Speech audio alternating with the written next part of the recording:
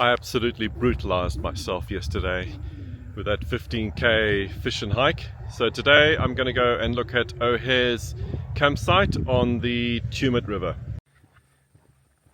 So this part of the road, Link Road, it actually sort of separates 3 Mile Dam into that section and this section over here. So let's go have a little look in these shallows, see if I can see any fish.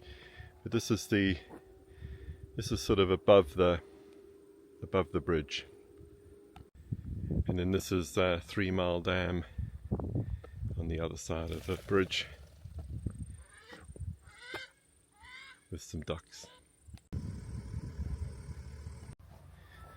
So this is the other side of 3 Mile Dam, so I suppose the camping area opposite of where I was yesterday. So I was sort of parked over there yesterday, and here's this absolutely stunning dam, and that's the dam wall there. And then I know just on the left hand side of the dam wall I caught 3 brook trout there about 3 years ago, sort of as I was getting back into trout fishing. Wow, what a stunning campsite this one here. Sort of top of the hill, fireplace, and then sort of broken views out there over the lake. Wow, that's really, really lovely. Another nice one just down there on the left. Beautiful. Today we're going right.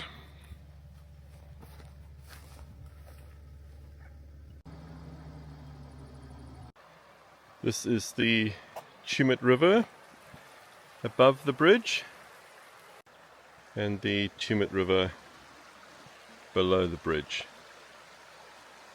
So we're now at only 640 meters, so we've dropped, 900 meters from the top of the Great Dividing Range. This is the second bridge on Goat Ridge Road, Tumut River upstream, and the Tumut River downstream. With a fox over there. This is the third bridge over the Tumut River upstream, and Tumut River downstream. Fourth bridge over the Tumut. The river wasn't looking that great at the third bridge, all those reeds, but it's looking much better here. It's a nice run up the top there.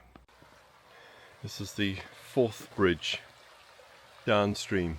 Nice pool down there. Water level may rise and fall rapidly. So this is the Tumut River, which is at this stage no longer flowing. Fifth bridge over the river, and it's more of an impoundment now. So I think this is the top end of Talbingo Reservoir. And this is downstream on the Tumut, which is, I think, the Talbingo Reservoir.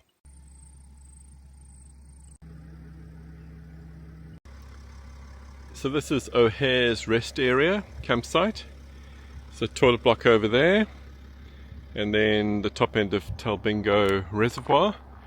And actually over here there's a boat ramp.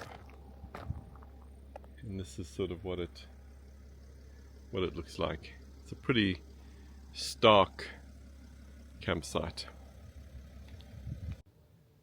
Talbingo Reservoir.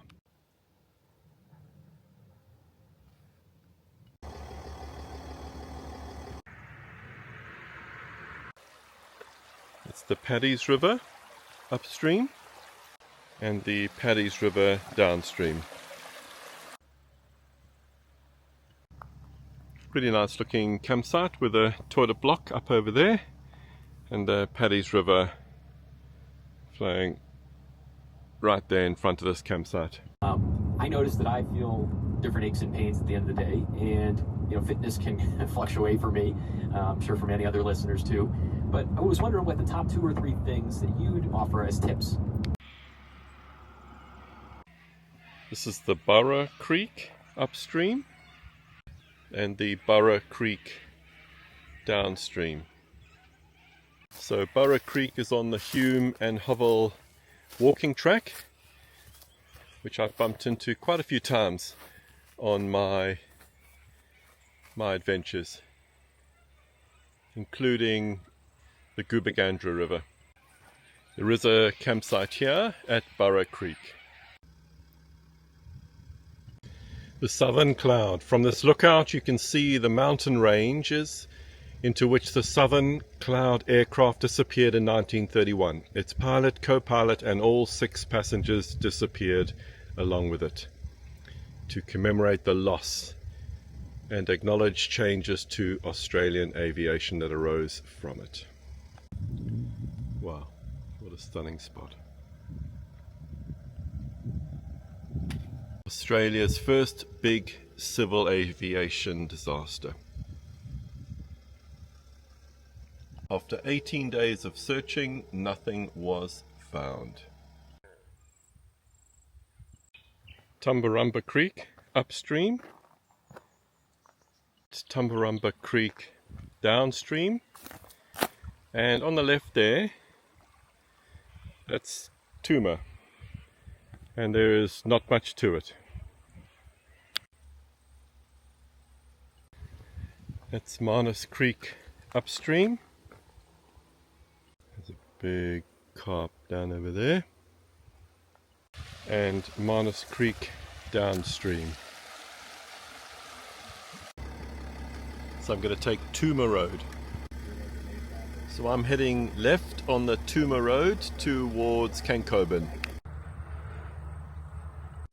This is the Tuma River upstream and the Tuma River downstream. I'm now going to take the Alpine Way back towards Cancoban and then onto the link road to Kyandra. So I'm now going to go left onto Swampy Plains Creek Road, which is off in that direction. Beautiful little stream here at Clover Flats rest area. Not sure if it holds trout. And this is the rest area itself. A couple of tables and chairs, a couple of fireplaces and a long drop. So that there in the distance is the Tuma Reservoir. You can see a little bit more of it through there. So that's the upriver side of the Tuma Reservoir. And this is the dam wall of the Tuma Reservoir. Tuma Dam, earth fill, height 67 meters, crest length 304 meters, crest width 122 meters, base width 366 meters. Tuma Dam. There we go.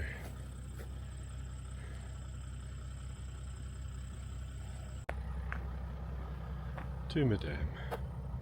The waters of the upper Tuma River, retained by this dam, are diverted through a 9 miles long tunnel to the Tumut Pond Reservoir for power generation in the Tumut Valley. So I've spent most of my day driving. Yes, to be honest, I'm absolutely exhausted from yesterday's efforts. But for the next 3 hours I'm going to fish this dam called Dry Creek Dam. And it's on the link road, and I believe it's stocked with brook trout.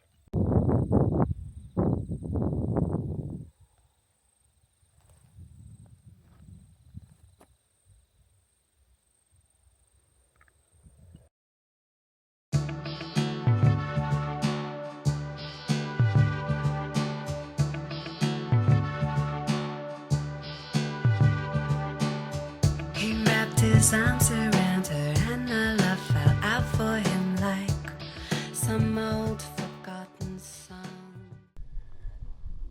Absolutely stunning dam, being joined by 2 other fishermen.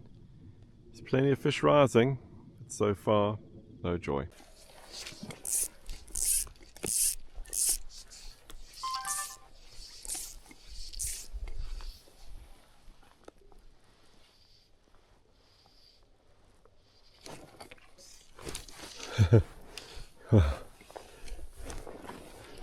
I got one, finally.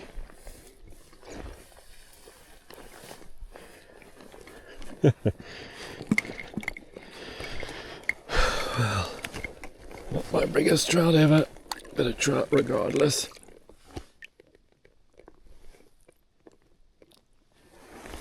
Yeah, beautiful little brook trout.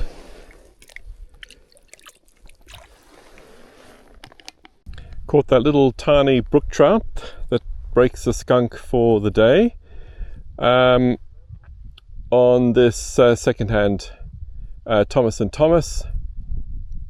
It's a 9-foot for a 3-weight, very old, maybe 20 years old, and I think it's called the Horizon series, and fishing it with a Nautilus X reel in size extra small with a Rio Gold line.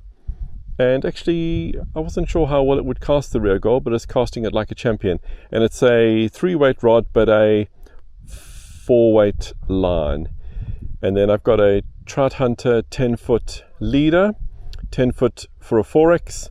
Then I've extended it with 3 feet of 4.5X fluoro, Trout Hunter fluoro. And I caught that fish on a pot scrubber, which is a fly that I had great success on in New Zealand, and it's tied for me by Grant Hilder. Right, a quick wee but temperature check. Outside,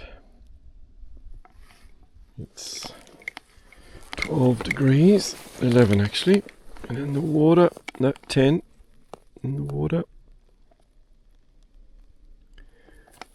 Also 10 degrees in the water. So 2.5 hours of fishing just for the one fish, but I did have a few follows from some larger fish, and funny enough, it was rapidly stripping the pot scrubber, which it just doesn't make sense, but that's all I could do to get any attention. And at one stage I could see, I don't know, 20 fish rising on the dam. So that when the wind dropped, I could see fish rising everywhere. So I'll definitely be back to fish this.